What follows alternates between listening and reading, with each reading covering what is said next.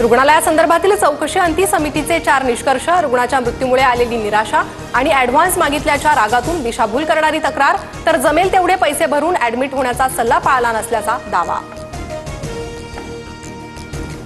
आमदार अमित गोरखेंचे पीए सुशांत भिसेंच्या गर्भवती पत्नीचा मृत्यू, दीनानाथ मंगेशकर रुग्णालयानं रुग्णाला ॲडमिट करण्यासाठी 10 लाखांची मागणी केल्याचा बियांचा आरोप। ईश्वरी भिसे मृत्यू प्रकरणानंतर सर्वपक्षीय आक्रमक, दीनानाथ मंगेशकर रुग्णालयाच्या नावाच्या पाठीला काळं फासलं, रुग्णालयाच्या अधिकाऱ्यांवरही चिल्लर फेकले।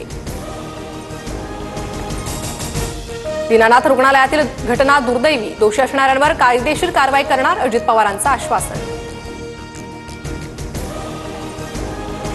लोकसभेनंतर राज्यसभेतही वक्फ सुधारणा विधेयक मंजूर, वक्फ सुधारणा विधेयक आता राष्ट्रपतींकडे पाठवलं जाणार। खोक्या भोसलेच्या